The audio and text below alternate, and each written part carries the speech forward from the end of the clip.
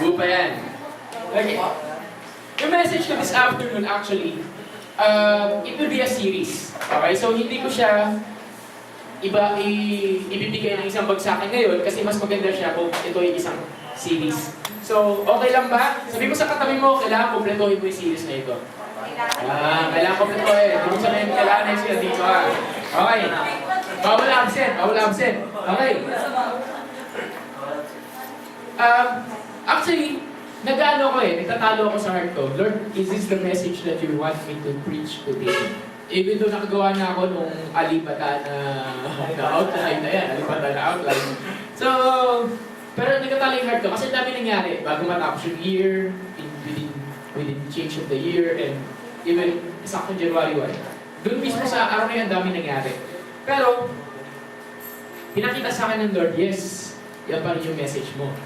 Lahat makakarelate. Then, ang prayer ko this afternoon is this. Whatever we're going to teach this afternoon will teach you how to take control of the year 2015. So, tanong muna.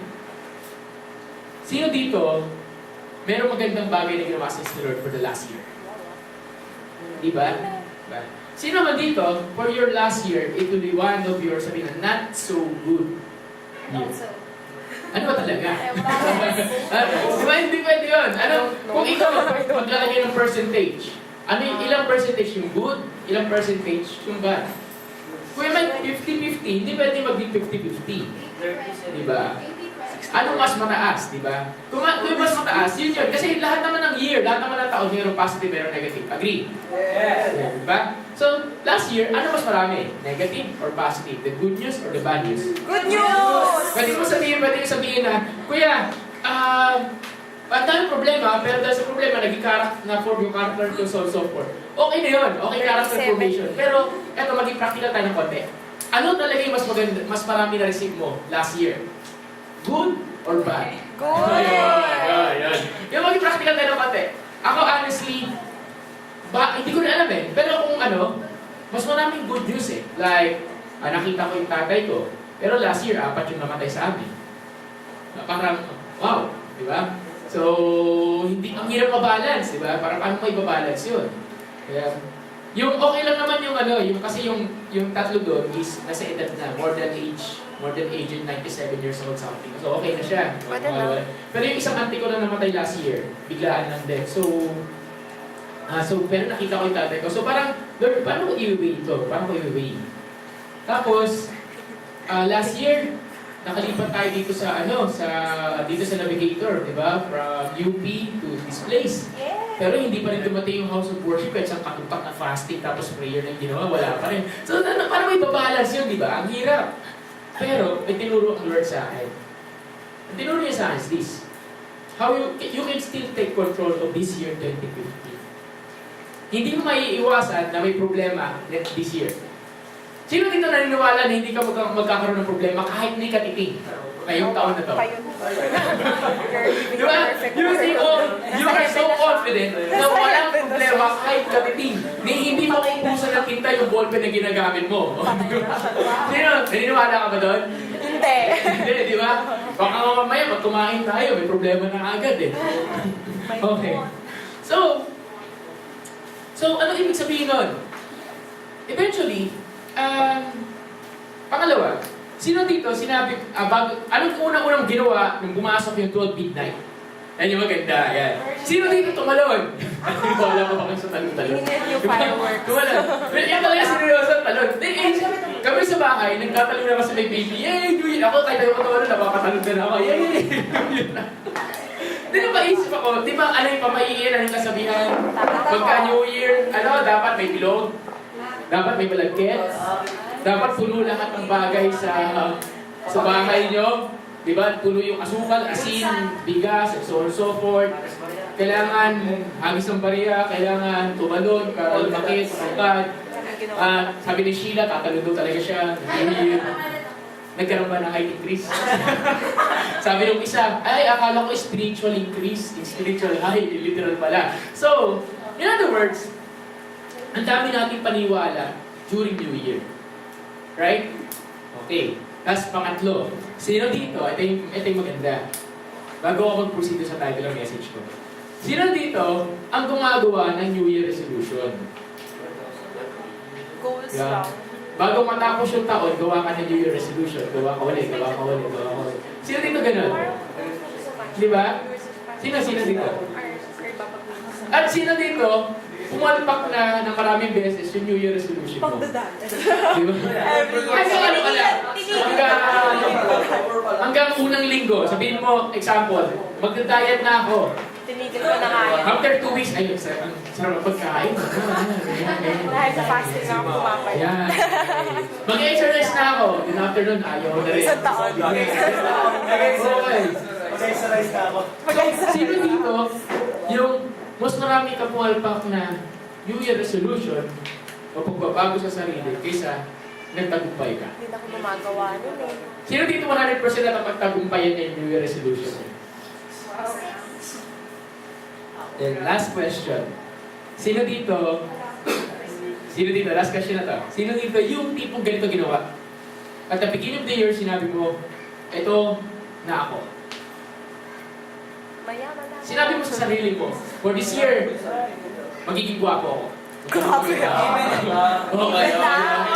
Don't say the obvious. For this year, magiging ganito ako. Di ba? For this year, magkakaroon ako. Hindi, kasi, we seen this eh. We seen, di ba, ang dami nagkasabi na sa Facebook, lalo sa Facebook, nagsasabi, 2015, be good to me. Bakit hindi ba good yung 2014 sa'yo? Sa kanila. Di ba? Sino ka ano nun? So, may kaibigan ako, sabi niya, nag-comment siya eh. Kaibigan ko, spiritual brother ko, nag-comment. Sabi, kung may talaga magpo-post sa 2015, be good to me, raratating ko talaga. Okay. O di ba? Tapos may bago ngayon sa Facebook, ano yun?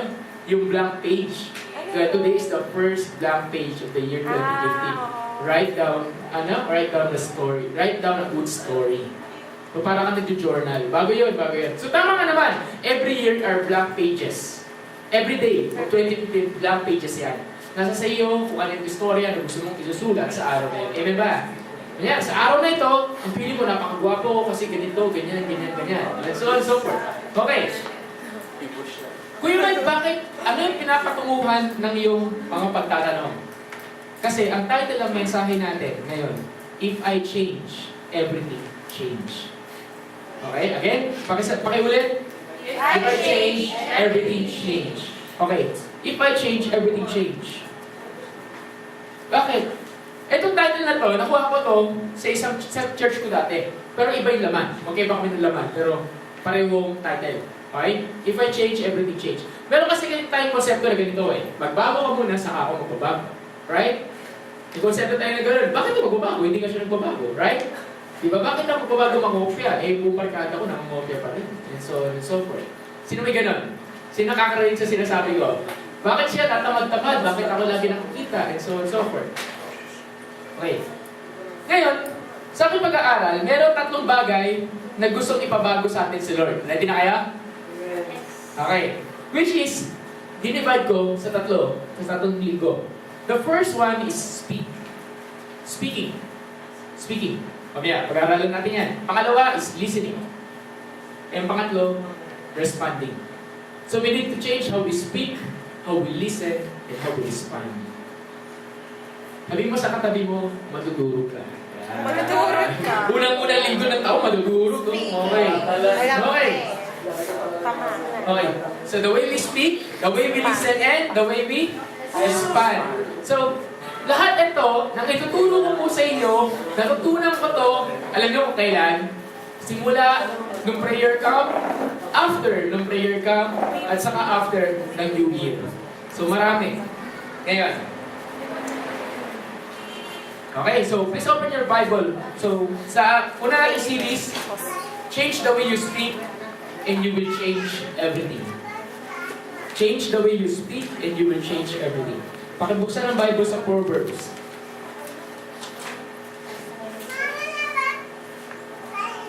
Chapter 18. Okay. Verse. Andun na? Yes. Proverbs 18, verse 21. Death and life are the Which is very familiar verse. Okay. Death and life are in the power of the tongue, and those who love it will eat its fruit. Death and life are in the power of the tongue, and those who love it will its fruit. Father God, let your word penetrate in our hearts this afternoon. Let thy word, God, change our heart, change our lives, and teach us today how we will take control of the year 2015. Maraming salamat po. We love you, Jesus. Amen. Okay. So, sino familiar sa verse ng Proverbs 18 verse 21? Diba, Tagalog? Ang kapangyarihan ng dila ay, may kakayahan ng dila, bumuhay at pumatay. At kung sino man ang magmahal sa mga ito ay, Nakainin ng putas? kakainin ng putas niya. Okay. Okay. So, ano Tagalog dito? Ngayon, sabi dito, meron itong kapangyarihan ng dila. At ang dila may dalawa itong kapangyarihan, to bring life and to bring death. Magbigay ng buhay, magbigay ng kamatayan. Tama? Okay. Tapos, ang dila, bakit dila? Kasi kung wala kang dila, paano ka magsasalita? Tama, di ba? Diba? So, in other words, buo-buo yung mga salita, yung mga syllables sa pamagitan ng dila. Then, so may kakayanan to magbigay ng buhay, may kakayanan to magbigay ng kasiraan o kamatayan. In other words, yung pananalita natin, may kakayanan magbigay ng buhay at may kakayanan magbigay ng kamatayan. Kamatayan is anything, hindi naman literal na kamatayan. Pwede itong anything, destruction, hurts, wounds, so on and so forth. Okay. So, magsimula tayo sa una. Ang dila ay may kakayanan magbigay ng buhay. The power to bring life.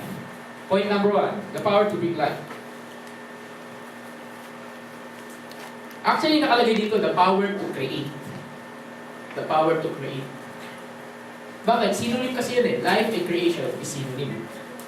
Ano ibig sabihin ng power to create? Ganito. Sino dito sanay sa ganito? Dito sa church may nag-e-exist eh. Isa sa nag-exist dito maraming bawal sa pamagitan ng pananalita. Dito sa atin. Sa mga hindi po nakakaalam, meron po tayong rules dito. Unang-una, bawal sabihin na wala kang loan. Okay, bawal yun. Pangalawa, bawal sabihin na wala kang pamasahe. Yun, alam ko. Okay. Pangalawa, bawal sabihin na, hindi, yun muna dalawang na yun. Yun muna dalawa. Ano yun? Wala ka load? Expired na. Wala kang pamasahe. Bakit? Wala ka na ang load.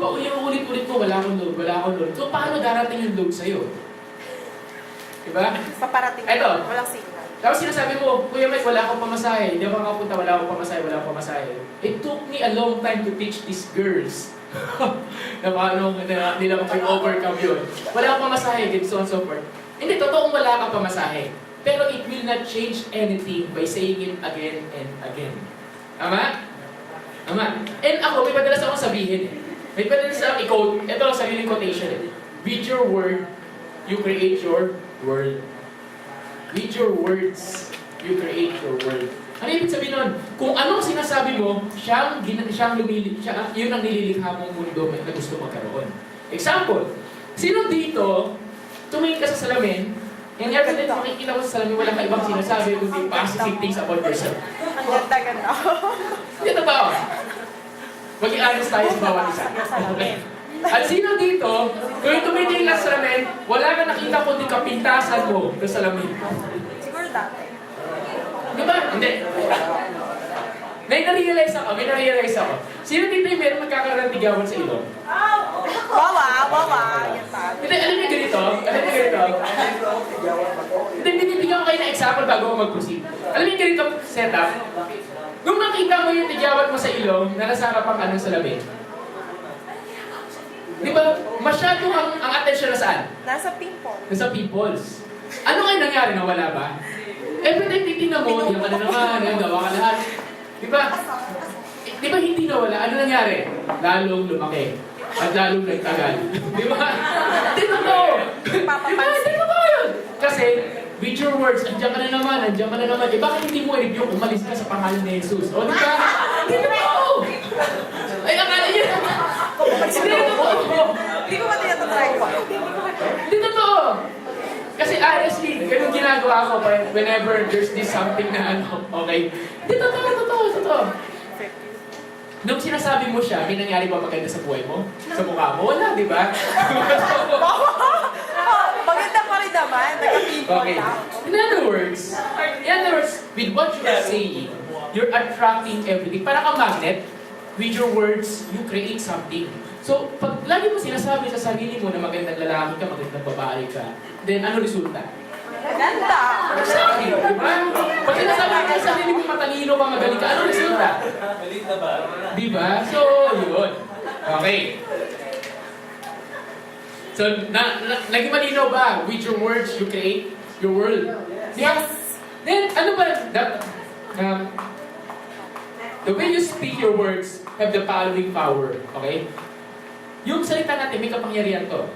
Ano yun? Sabi doon, the tongue has the power to what? To create, to bring life. Ano ba yung creation na yun? Ano ba yung life na yun? Ito yung mga synonym niya. Your words have the power to bring healing. Yung salita mo has the power to bring healing. So may sakit. Diba? Kung ikaw may sakit, masakitan siya mo, sabihin mo sa sarili mo, magaling na ako, magaling ako, magaling ako. So on so forth. Diba? Your power have the your tongue, your words have the power to bring healing physically and emotionally. Di ba sino dito nag-encourage ka sa broken-hearted yung tao, in-encourage mo, then na-uplift? Meron ba dito na-experience nun? O meron dito na-encourage mo na yung tao, sinapak ka pa. Okay. So your power have the power to bring what? Your words have the power to bring what? Healing. Your words have the power to bring encouragement. Ito lang, bala na kayo magsulat ng lahat ha. Ito lang yung ilan sa mga bagay. Your words have the power to bring restoration.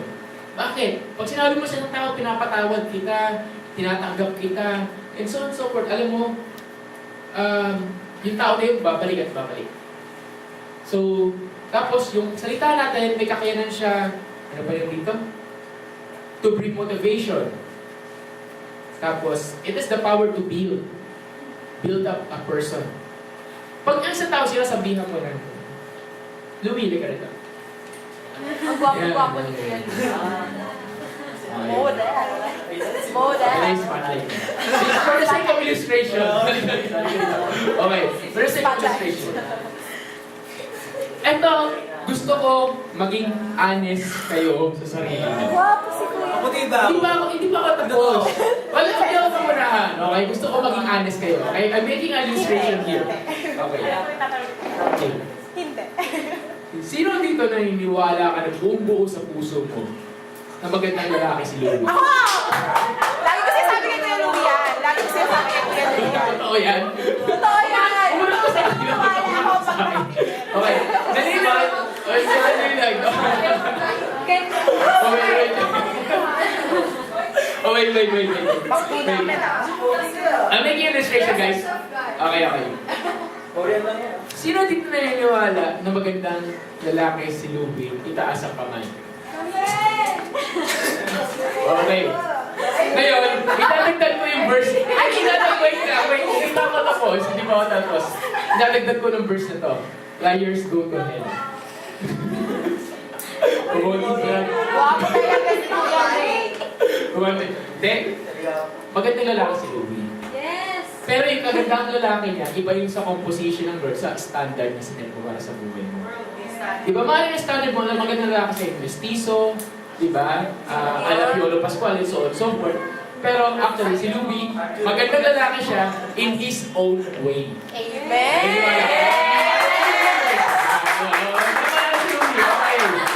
So, nung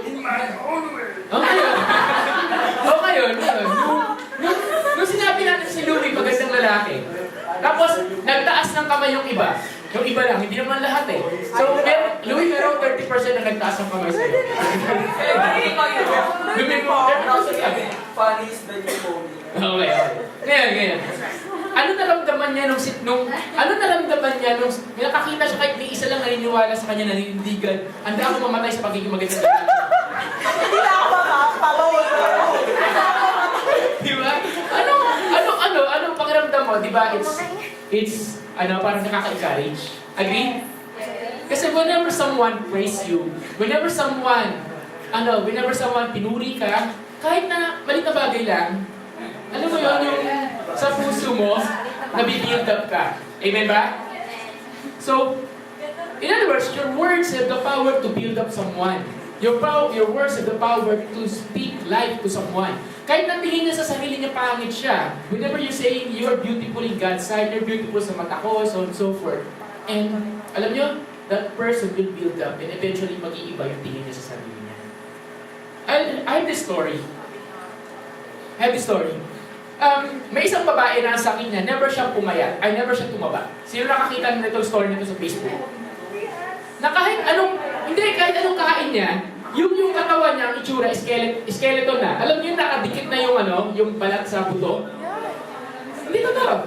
Pero, consider as over-malnourished siya. Pero guys, take note kumakain siya ng mabuti. Kasi kumakain siya 3 times, nagba-vitamin siya, meron siyang gamot sa sarili niya, pero hindi nawala yung sakit na niya. Sakit niya yun. Lahat ng tao, ang tingin sa kanya, pangit. Ang nakalagay sa Facebook, the most ugliest person on earth. The most na ugliest paradise. Maligramar yung gumawa niya. Guess what? Ang nakalagay ko sa Facebook, ang daming nag-comment. May nag-post nung may nag-post nung video niya eh. Video. Tapos nung nag-post ng video niya, ang daming nag-comment, bashers lahat. Ang dami nag-comment, puro negative. Bakit pinanganak pa yan? Bakit nag-expire pa ako na yan? So, Gaganda nila. Totoo. Then, there's this person na in-introduce si Jesus Christ sa taong ito. And this person became a Christian. 10 years after niya nakilala si Lord, and she grows in faith, nagsalita siya sa isang simbahan, sa isang conference. Andun siya. Pahit talaga, as in nagkasalita siya live. Ano ito sabi niya? At hindi ko makakalimutan yung sinabi. Habang pinapag ko, umiyak na ako eh. Ang sabi niya, maaaring sa mata niyo, hindi ako maganda physically. Pero sa mata ng Diyos, ako ang pinakamagandang pilihan niya. Tama. Amen. Then sabi niya pa, maaaring sa mata niyo, I have these defects, and pakakulangan, and sakit. Pero darating ng oras, sa langit, ako ang pinakamaganda sa mata ng Diyos at sa mata ko rin. Kaya sa oras na to, maganda ang tingin ko sa sarili ko. At hindi kailanman kong sasabihin na pangit ako. Yun. So, in other words, she's beautiful in His own way. Amen? Amen. So, in other words, that very word of a person who introduced Christ sa buhay niya changed her whole life. In other words, your words have the power to create life. Amen ba? Amen. And the power to change lives. Your words have the power to transform lives. So, kuya Mike, sa ibang tao lang yan eh. I-relate natin this year. Sa buhay mo, this year. Anong sinasabi mo para sa year 2015? Diba? If you're one of those people na sinasabi, this year, be good to me, then you're not expecting anything good at all. Diba? Why not sabihin mo, sino nagsabi nito sa atin na patak ng tuwag binag sinabi mo, this year, yayaman ako. Pero magganon? May nagsabi ba? Yaman ako. Diba? Tapos magtataka ka, bakit wala? This year. Diba? So, hindi pa ready. Hindi. Sino dito, pagkatak ng midnight, ang una-una mong ginawa is diniklar mo na itong taon na to ang pinaka-best year mo. Every year will be best. Diba? Every year. Yung ikaw lang mag-isa sa kwarto, nagsisigaw, Lord, itong taon na to, ganito, so. Diba? So, you can take control of the year by declaring positive things. Faith words, tawag natin nun. Faith words. So, okay na. So, your words have the power to what? To create and to bring life. Okay? So, sabihin mo sa katabi mo, speak good to me. Yan. Speak good to Speak everyone. good to me. To everyone, not to me. Okay. Pangalawa. So, merong life, merong death. So, second part. Sabi nito, sabi sa Proverbs 18, di ba? Sabi pa rin doon, your powers to bring life and what? To bring death. So, doon tayo sa death. Minsan ayaw natin pag-usapan, gusto natin laging positive lang. Pero actually, kailangan natin pag-usapan itong negative ito. Sa Bible, magugulat kayo, mas marami pa ang warning about sa danger ng salita kaysa sa ano yung positive use ng words. Pag binasa mo yung Bible, magugulat ka, ina-outweigh ng warnings na yung salita mo, ingatan mo, so on and so forth, kasi masyadong dangerous. Pag nagkamali ka ng salita, hindi maganda yung resulta. Mas marami yun. Mas maraming warning kaysa sa positive. So, ano ibig sabihin nun? Be very careful. Agree? So, buksan nyo yung Bible nyo sa James, chapter 3.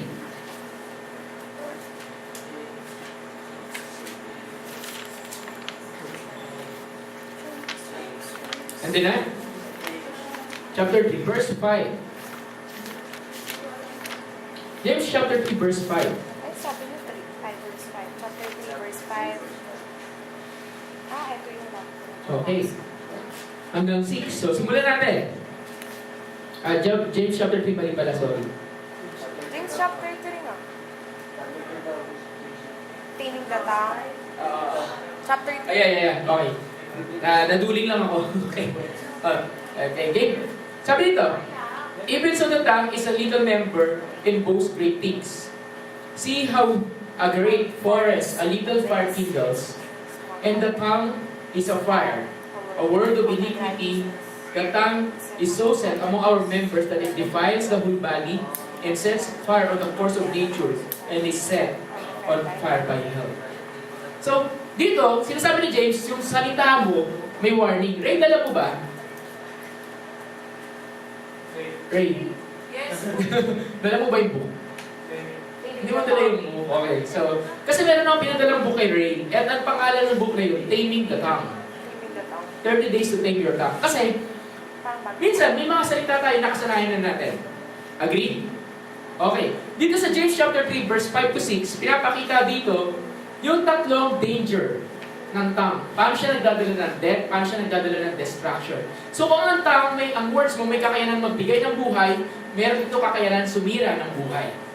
Okay? So, ready na kayo? So, ito yung tatlo. Number 1, it is like a fire. Bakit like a fire? Ano ba ang meron sa apoy? Mainit. Natural. Ano ba? Nakakasira. Nakakasira. Nakakaabot. Lumalaganap. Ang apoy ay nakakasira. Ang apoy ay kumakalat at meron pang isa. Ang apoy ay nakakahawa. Nakakahawa, di ba? Pag ang isang madikitan yan, masusunog din yung ano, nakakahawa. So, it is spreading, it is destructive, and it is contagious. It's like a fire. Pangalawa, mamaya natin na-explain to. It is full of evil. Yun yung full of iniquity. Ano yun? It corrupts the whole body. Affects the way you think and act. Then pangatlo, it corrupts the course of life. In other words, it affects the way you decide. It affects your destination. It affects your goal. Kaya may paki-elaborate. It's like a fire. Ito, actually sinasabi niya dito, it's about gossip. Gossip. Pag ikaw nakikipag-chismis, di ba, ano mangyayari? Kakalat. And yung chismis na yun, lalaki na lalaki, ngayon lalaki mag-iiba yung storya. Sino nakaka-relate doon? Di ba? So, it's like a fire. Ang chismis ba, nakakaginhawa o nakakatulong o nakaka-down ng tao? Nakaka-down, di ba? Nakakasira ng buhay. Tapos, sabi doon, it corrupts, it's full of evil. Kasi lahat na sinasabi mo, hindi mo na minsan iisip eh. Nakasanayan mo na kasing sabihin, then you keep just saying it. Tama ba? Then, pangatlo, it's what? It affects the way you decide. Minsan, kahit alam mong hindi tama, makikisakay ka na lang din. Ay, oo nga, alam mo, si ganito, ganyan.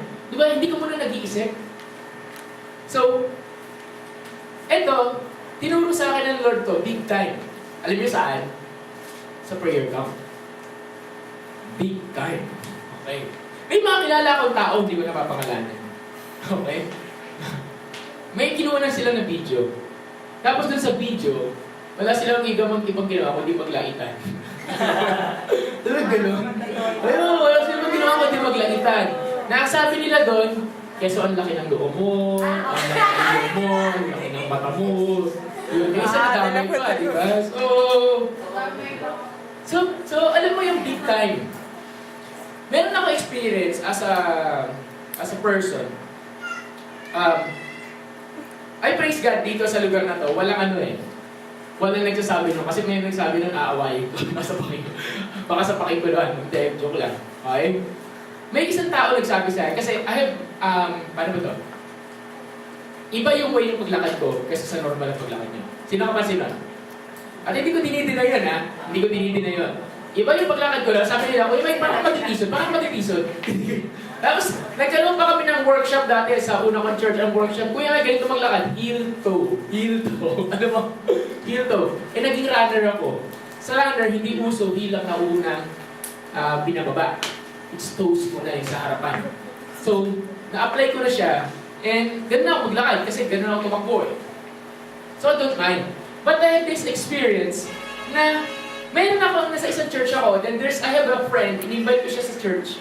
Tapos itong tao na to, which is a spiritual authority, ibig sabihin, meron siyang posisyon sa simbahan, at bigla niya akong inasar sa harapan ng kaibigan ko. At actually, facts lang naman sinasabi niya, ay, alam mo si Mike, ganito maglakad, tapos gagayahin niya pa ako. Alam mo ganun?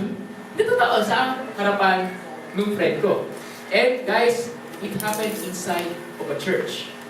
And inside that church is, paano ba? Uso yung alaskahan. As in, napaka-normal ng alaskahan at dasaran, especially sa physical aspects, na minsan hindi nila napapansin kung tama na ba yung lumalabas sa bibig nila o mali. And I will tell you, that church is so anointed, normal ang signs and wonders. And nung napansin ko nung prayer camp na pupunta tayo doon, sabi, Lord, ayoko ng ganito, hindi tama na to. May gano'n, may sabi. Kasi minsan nakikisakay din ako eh. Diba? Honestly, sumasakay din ako eh, di ba? Diba? Meron dito ang hindi makita si ano. Diba? Madilim, nasaan si ano? Diba? Okay. And honestly, what made me realize is this. What made me realize is this. Minsan, yung pag-highlight mo dun sa physical ng isang tao, even though hindi mo sinasabihan na pangit o mali, the point na hinighlight mo yun, at sinabi mo yung katotohanan publicly, yung spotlight na kanino, nandun sa tao. Tapos hinighlight mo pa yung physical niya na gusto mong i-highlight sa kanya. Na kanino yung spotlight? Andun sa physical defect o kung physical na bagay na meron siya. Agree? Amen. Okay. Ngayon, dahil naka-highlight, ang lahat ng attention na saan? Nandun sa physical. Feeling mo, ikaw yung tao, ano mararamdaman mo? Lahat ng mata na sa'yo. At hindi lang sa'yo, ang lahat ng mata nandun sa ilong mo. Nandun sa mata mo, nandun sa ngipin mo, nandun sa kulay mo, nandun sa... Okay lang sana kung tinitingnan ka nila, nakikita nila gwapo ka, maganda ka. Pero nakikita nila medyo kakaiba ka. Honestly, di ba? Honestly.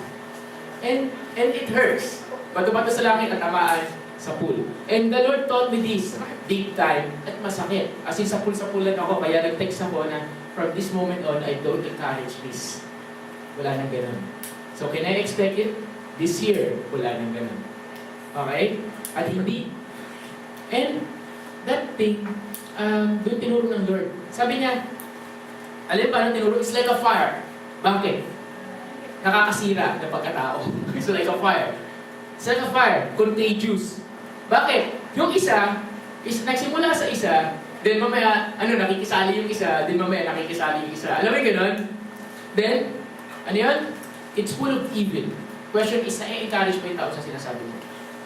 Then, last one, it corrupts the course of life. Minsan, ginagawa mo na, nakasanayan mo na. Nakasanayan mo na mga asar, nakasanayan mo na mga Alaska, nakasanayan mo na. Then, eventually, hindi mo na naiisip yung mga sinasabi mo. You're just speaking it out kasi nakasanayan. Sino nakaka-relate? Okay? So, parang biglang tumahimik tayo. Bakit tumahimik kayo? Okay, now. Now, yung tinuro sa akin ng Lord dito is this. Why not change the way we speak? Bakit kuya? Sa iba yun. Kasi ganito yan. Kung paano ka magsalita sa ibang tao, is ganun ka rin nagsasalita sa sarili mong buhay.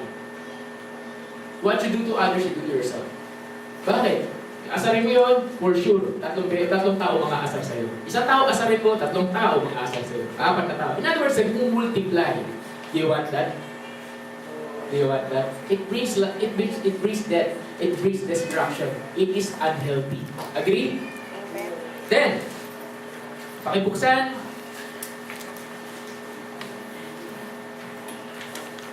Ephesians chapter 4, verse 29.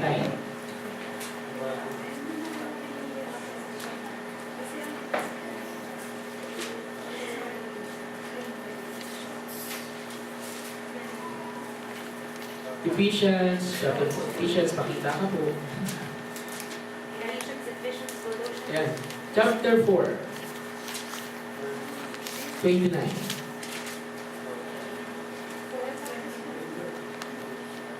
Okay. Sabi dito, let no corrupt words proceed out of your mouth, but what is good for necessary edification or encouragement, that it may impart grace to the what? To the hearers.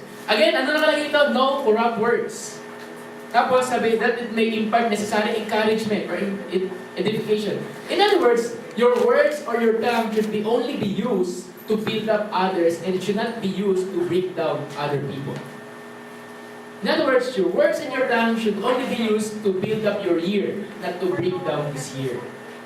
Okay? Kasi kung sanay kang sinasabi yan sa ibang tao, ano kaya sinasabi mo sa sarili mo? Diba? Hans, ganun din. Kasi sabi ko, ano lumalabas sa bibig mo, yun yung laman ng puso mo. Pag ikaw mag-isa, ano mas maraming lumalabas sa'yo? Negative, positive, life, or distraction. Then, finally, Psalms chapter 19, verse 14.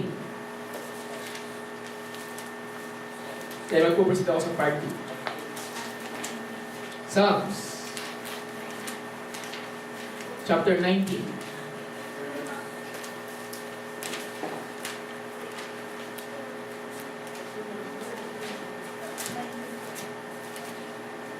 O, wala si Psalms. Yan.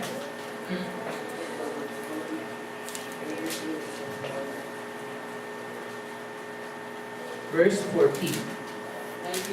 Yan, sabi dito, let the words of my mouth and the meditation of my heart be acceptable in your sight, O Lord, my strength and my Redeemer. Sabi niya, let the words of my mouth.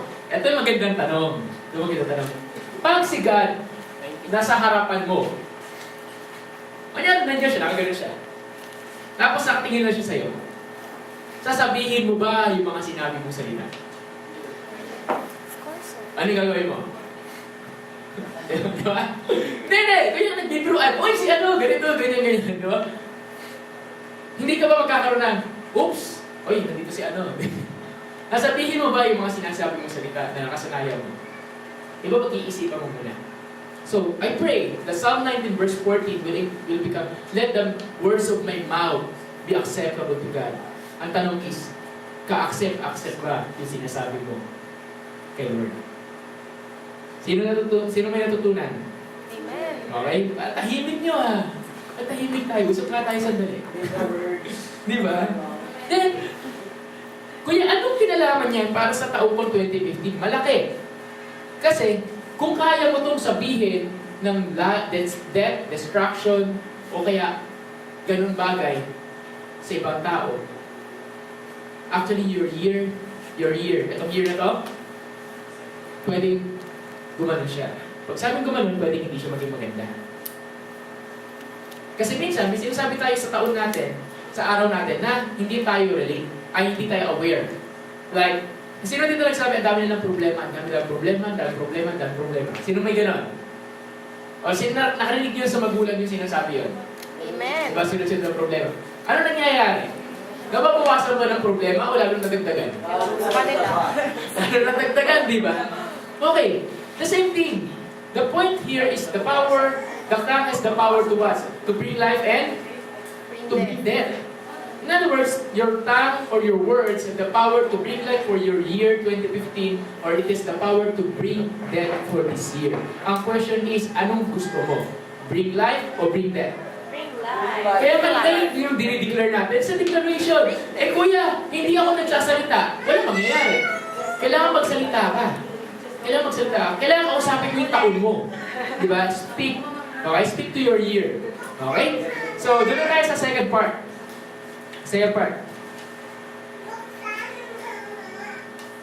Ano yung una? The power of the tongue. The power to create, the power to bring life. The second part is the power of the Word of God over your tongue. The power of the Word of God over your tongue. Ano ibig sabihin ng kuya the power of the Word of God over your tongue? Sino dito, sanay ka sabihin yung isang bagay, hindi mo na minsan iniisip? na kusang lumalabas. Tapos minsan magugulat ka na lang, nung lumabas siya sa bibig mo, doon mo na may isip, tama ba sinabi ko, mali ba sinabi ko, so on and so forth. Diba? Ngayon kasi may ibang pamamaraan na ng communication. Ano yung ibang pamamaraan ng communication? Sa text. Sa text, sa Facebook, sa chat, sa Twitter, Skype. diba? Sa Skype, and so on and so forth. Diba? Ito ito. At minsan nga sa text, na nakakatawa minsan sa text, ikaw bahala maglagay ng tono. diba? Ng anong tono, ng ano tono ka-text mo. Minsan nakangiti pa yung ka-text mo, iniisip mo na ng galit, and so on and so forth. May gano'n, diba? Okay. Kasi galit kayo. Ngayon, ang gagawa ko sa inyo ng proposal as we end. Gawa ko sa inyo ng proposal. If you want this year to change, sino dito gusto magbago yung taon niya? Gusto yung taon niya the best para kayo. Okay. John chapter 1 verse 1, which is very familiar. Ang sabi ko, in the beginning was the Word, and the Word was God, and the Word was God. So, that Word is Jesus Christ. Alam niyo ba na lahat na nakikita niyo sa paligid niyo sa mundong ito ay nilikha sa pamamagitan ng Salita.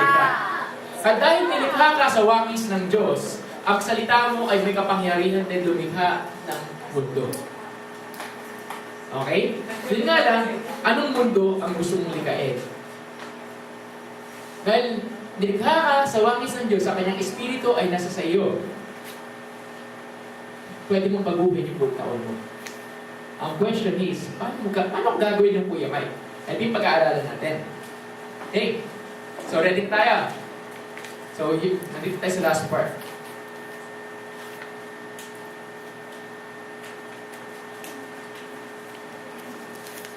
When I say the Word of God, it means is what? Ano to? Bible. So, in other words, the first step na ang panalita mo babaguhin. Parang ika nga, narinig ko to sa isang kaibigan ko. Sabi niya, kung ano yung laman ng utak mo, minsan, yun yung sinasabi mo. Mas madalas mo sabihin, yun yung laman ng utak mo. Lalo na minsan, pag nagsasalita ka, yun na lagi yung sinasabi. Halimbawa, mura. Kung mura ka example, wala ka pa kayo, sabi mura ka. Kahit ako dati, parang mura ko. Ang laman ng utak ko kasi yun. Okay?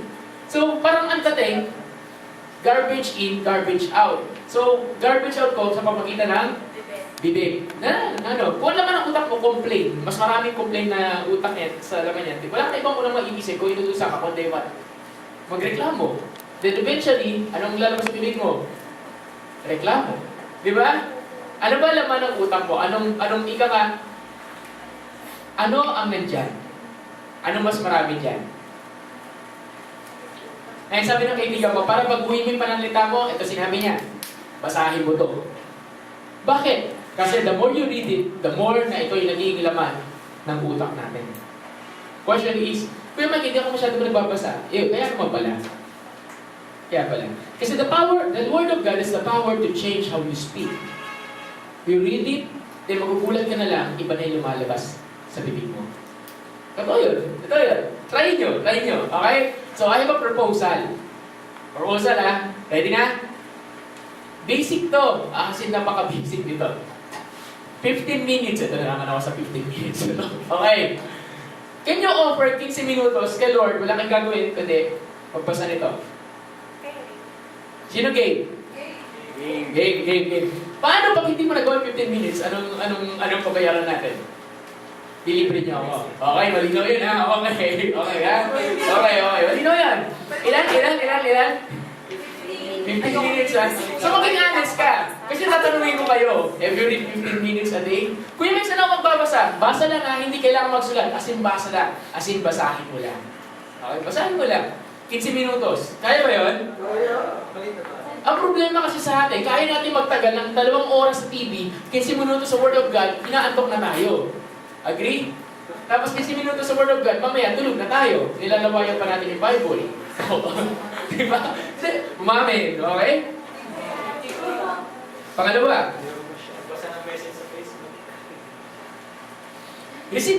Habang binabasa mo yung Word of God, hanap ka ng promise ng Lord para sa buhay mo.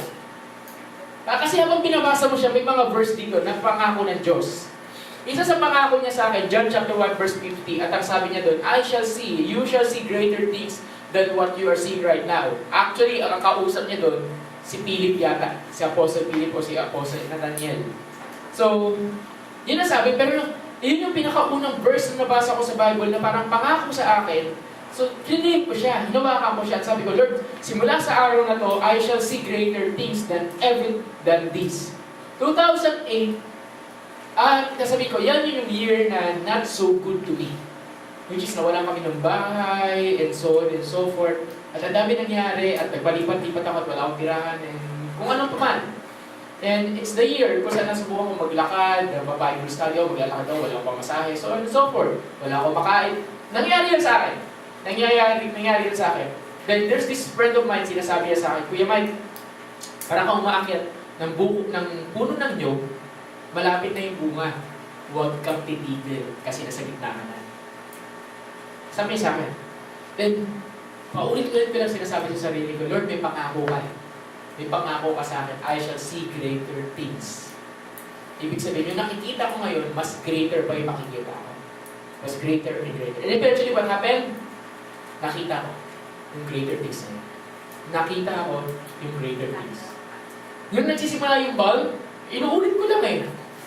Lord, ano na, maulan na naman kami. Di totoo. Nagsisimula yung bulb, maulan na naman tayo. Wala na naman lugar, di ba? Saan tayo? So, alam mo gano'n?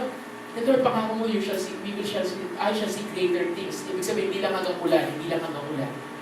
Hindi lang hanggang uulan ng lagi. And eventually, God provided. Hindi lang na may bubong, God provided na may aircon pa. Amen ba? Amen. So, in other words, ang tanong, greater ba? Greater. Ngayon, ikaw, sabi mo sa katabi mo, ikaw. Ano, may pangako ba si Lord sa iyo? Diba? Kung ikaw may sakit, hanap ka ng verse about healing. Sabi sa Bible, I am healed by stripes, you are healed. Sa pamamagitan ng sugat ni Jesus, you are healed. So lahat ng may sakit dito, actually dinideclare yun sa Isaiah, kahit hindi nila alam anong verse, anong chapter sa Isaiah. Sinasabi nila, by the stripes of Jesus Christ, I am healed. Sa madalasita, sa pamamagitan ng sugat ni Jesus, magaling na ako. Yun. Next. Sabi dito, ano ba iba? Yung madalas natin sabihin, ano yun? The Lord will provide.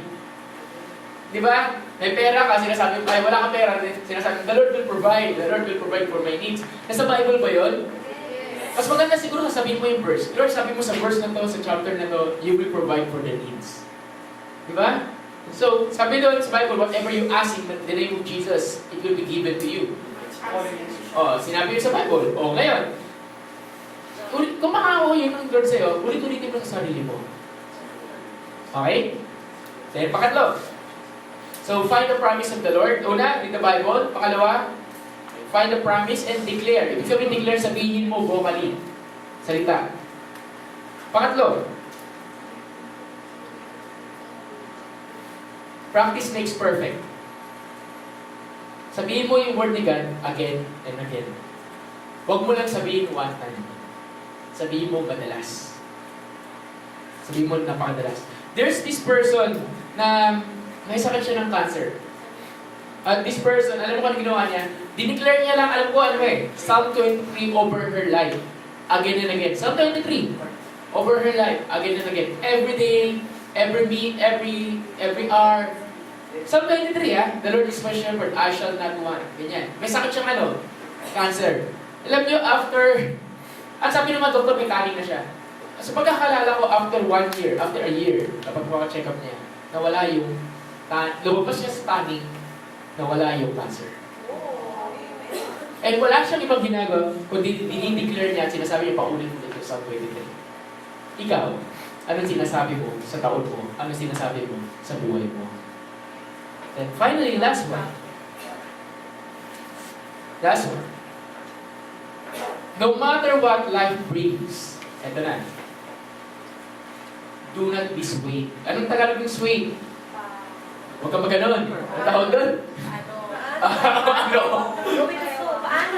Huwag kang paanod. Okay? Finally, no matter what life brings, do not be swayed. Choose to worship the Lord. And you can do this by acknowledging every promises He has given to you. Ano yun? Hindi mo makakontrol at hindi ko pinapangako sa'yo na sa 2015, it will be a very good year. In fact, kung tatanungin niyo ako, may prophecy ako na-receive. And this prophecy is this. This year will be fast, this year will be great, but this year will be tough. This year will be tough. This is my prophecy sa akin yun. As a church, it's a prophecy for us. And I don't know. Actually, last year, ang daming tough situations na nangyari. Saksi kayo doon. Na talaga sabihin natin, talagang iba, kakaiba. Pero, by the grace of God, bago matapos yung taon, alam mo, ginawa niya, pinakita niya, we are victorious. So, hindi mo makakontrol na merong hindi magagandang bagay na mangyayari. Pero, you choose to worship the Lord. Paano? Lumabas sa bibig mo, yung mga promise niya. Una. Remind yourself of the promise of God. Pangalawa, speak praises. Purihin mo siya. Purihin mo siya. Mahirap ko yan, pero ganun. That's how it works. We will not understand now kung bakit pinapahintulutan ng Lord nangyayari mga bagay-bagay. Pero in the end, it is for the glory of His name. So you choose to worship the Lord. Amen? Amen. So, I'll end with this story. And I invite everyone tayo tayo, tapos Louie sa harap. So sabi doon, ano yung muna natin message? If I change, Everything change. if I change everything, what? Change. Change. Okay. So, ang title natin sa itong lesson, first part natin, if I change my words, I will change everything. And next week is about listening. So, kung ito,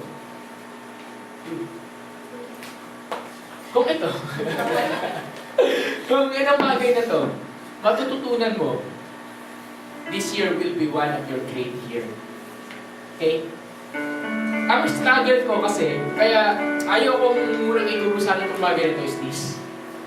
Kasi ang dami nangyari na not so good bago lumipat yung taon at sa paglipat mismo ng taon. Which is kahit hindi naman ako damay directly. Hindi ako damay directly. Pero the point na naisip ko siya, sabi ko, Lord, parang hindi siya relate, parang hindi siya okay. At ang sinabi ng Lord sa akin ito, matutunan mo lang baguhin yung pananalita mo kahit hindi maganda yung nangyayari sa paligid mo. Kahit nasaktan ka, matutunan mo lang baguhin at i-apply yung salita ng Diyos sa pananalita mo. Itong taon na ito, kayang higitan lahat ng hindi magandang bagay na nangyari sa iyong 2014. Baguhin mo yung pananalita mo and God will do the rest. Stop asking why. Start trusting Him. This is my story. Paul and Silas, nakulong sila. Dinakulong sila parang hopeless. Nandun sila nakakadena, nandun sila nakakulong. Then, alam mo ginawa nila? They start worshiping the Lord. They start singing hymns. Diba nakakulong ka na, kumakanta ka pa. Diba? Nagpuri sila. In other words, ang lumabas sa bibig nila, pagsamba, pagpuri. Hindi nila pinahintulutan na manakaw ng kanilang sitwasyon, ng kanilang kondisyon, ang kanilang pananalita. Nagpasalamat sila, nagpuri sila. Alam nyo next na nangyari? Lumindol. Nagbukas ang mga kulungan, nakawala sila. Lumaya sila. Ano ibig sabihin nun? Change your language at baka magulat ka na lang kung anong milagro ang gagawin ng Diyos sa buhay mo. By your words, you can do signs and wonders and miracles in the name of Jesus. By your words, everything can change. In a single word, it can bring you life. It can bring hope sa pamilya mo. Or in a single word, it can destroy you. Your choice. Your choice. Panginoon, sa araw na to, we just want to say we love you, Lord. And this year, 2015, we want to declare that you are our King. This year, God, all we want ay maranasan yung pagmamahal mo. Dear God, this year, we want to declare that this is the best year. This is one of our best years so far. And sa bawat isa, nandirito, Panginoon, I just release your love. I just release your blessing. I just release your goodness, your kindness. I just release, Lord, your healing, your freedom, your deliverance. Thank you. Thank you. Lord, teach us to change our language. Na everything na lalabasan po sa bibig namin will be words. Words that will encourage, words that will uplift, words that will build up, words that will instruct, words that will bring healing, words that will bring signs, wonders, miracles, amazement, words that will bring people closer to you, Lord. Words that will bring harmony, bring life, bring hope, bring peace. Words, Lord, that heals. Words that restores, reconciles, words that forgives. Lord, let our words choose to bring life. And this year, help us to speak into our lives, to speak to our year, that this is your year. That this is your year. Church, declare after me. Repeat after me. We will make a declaration this afternoon. And we are going to dedicate, and we will dedicate, and on 2015 kay Lord. Kahit ano mangyari, remember this declaration. For this is, I believe, God promised for this year. Let's declare. In this year, In this year, I will be different. I will be different.